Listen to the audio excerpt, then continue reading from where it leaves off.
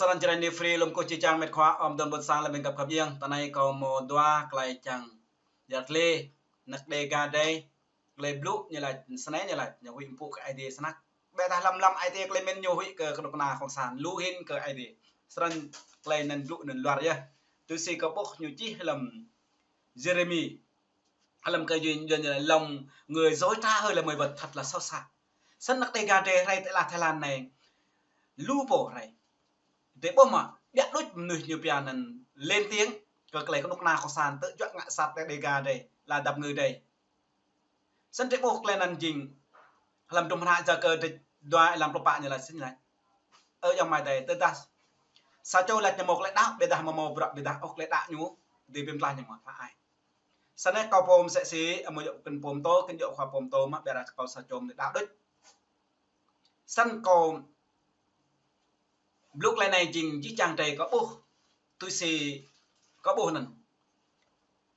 lớp dòng tề tề buồn sang tề dọ tận này ô tề Thái Lan ô tề mìm sẽ tề Pram sẽ tề Việt Nam sao mà như là hui snack cái idea vĩnh phúc idea snack hui thoát tầm hui bây giờ như tu cờ tề Thái Lan mà tề mì mà ta tục tề Việt Nam thì nhiều ắt hui idea hình như vậy cái nào không sang Việt Nam tìm gì nhung cự nhiều cái nhiều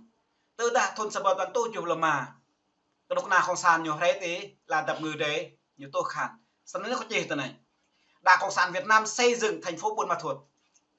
xây dựng thành phố Pleiku, xây dựng thành phố Nha Trang và xây dựng thành phố Huế, tất cả vùng đất Tây Nguyên này. Như xây dựng bằng cách bằng công sức hay là bằng xương máu hay là bằng bạc vàng bằng lời khắp và một như hằng nhiều bia xương máu hay là xương máu này tức là tại này như có chỉ là tất cả thành phố đó họ xây dựng bằng xương máu của người dân, tức là con cái của người dân gia nhập ngũ bộ đội, sau đó nhùm tôm làng tập là nhục ba hẹp lần là Tây Nguyên này sân là Tây Nguyên này nhùm tấn đi làm era anak bồn sang ví dụ như hay nên sẽ gì về chứng tỏ dần chứng minh nhú có chính thành phố Buôn Prong thì Buôn Ma Thuột thì Nha Trang thì Pleiku thì Huế thì đó cái lần vùng này có vừa ta thằng người ra tắt chứng tỏ làm sẽ gì có tăng lệch cái năm thì bây giờ ta nhiều mô mã lần này nhiều lệch trên độ ban điệu hằng klep la ngã hằng người ra tắt mà dọn sẽ xí lần nhiều bộ sáng nay thông blue sáng nay như này có bắc pre clay thông blue chẳng pre dùng để mỡ làm clay thông blue thì thông blue cơ clay cái nóc na Cộng sản Việt Nam mà lần là đập người đây sáng nay cái pre để mỡ bia người bản sắc người bản địa và dân tộc thiểu số ở Tây Nguyên. Tôi xin lỗi người bản địa chúng ta. Tôi nói chúng tôi không sử dụng từ người bản địa, chúng tôi sử dụng từ dân tộc thiểu số đó là y thông như đốc tên ốc như nào tế Geneva rồi như nào rồi đọc lục ban pro rồi lọc lô làm cho xa thuần đòa bầu đọc một lâu sân như chiếc là nhận vừa qua phiên ra soát nhà nước Việt Nam về việc thực thi công ước quốc tế xóa bỏ mỗi hình thức chỉ thị trung tộc sân ý thông như là có như ta như là ô bản địa như là dân tộc thiểu số có như là lesson của chúng ta luôn nhưนั้นmô con nục na Cộng sản Việt Nam tút xa như lesson ăn dạy về bản sắc người bản địa và dân tộc thiểu số ở Tây Nguyên. Tôi xin lỗi người bản địa chúng ta.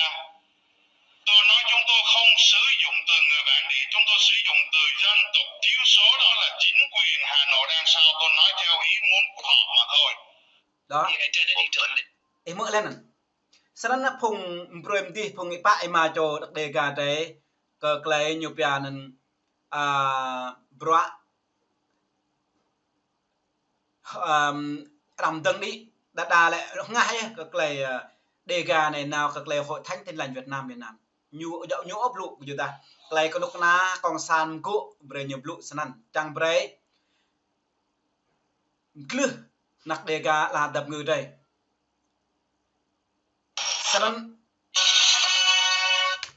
Sẵn nhất này các bộ làm clay blue idea như chi làm Habakkuk làm clay dần như là Habakkuk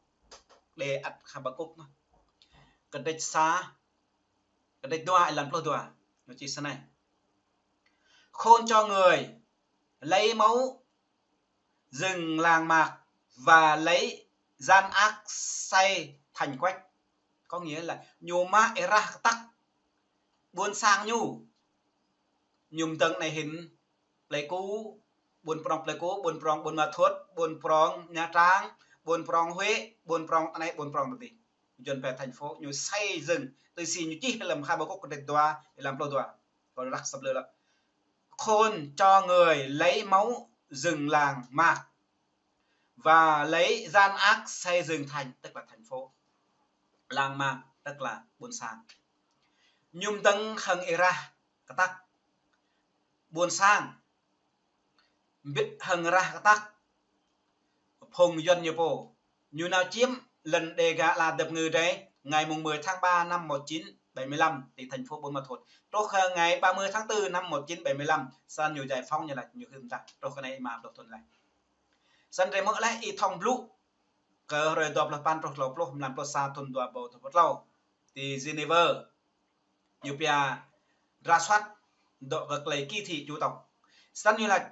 những bộ dùng cái từ như lại xin lỗi người dân tộc bản địa, chúng tôi không dùng cái từ ngữ người dân tộc bản địa mà chúng tôi sử dụng như bè cái từ người dân tộc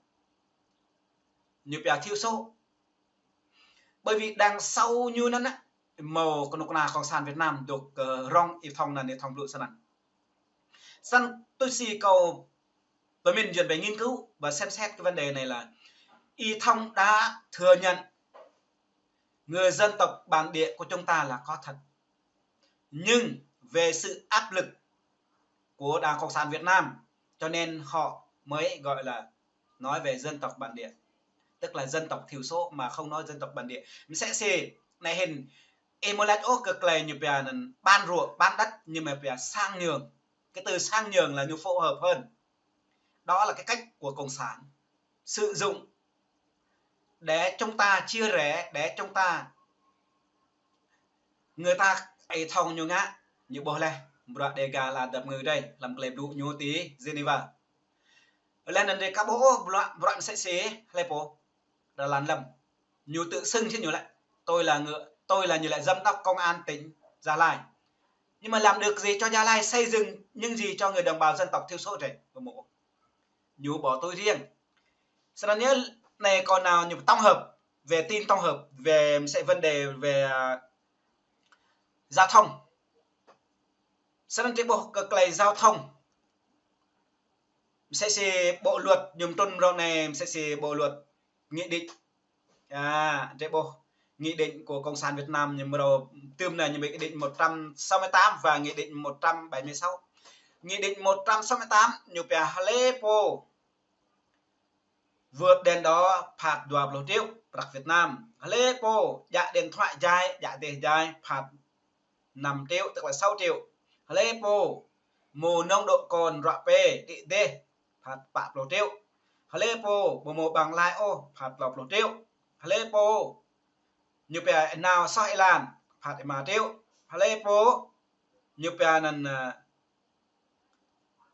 như bè không tuân thu tốc độ tức là đuổi qua tốc độ phạt lô tiêu. Halepo nào sai làn tức là ngoài hè nằm dội làn ô sân ngoài hè đi phạt 6 triệu.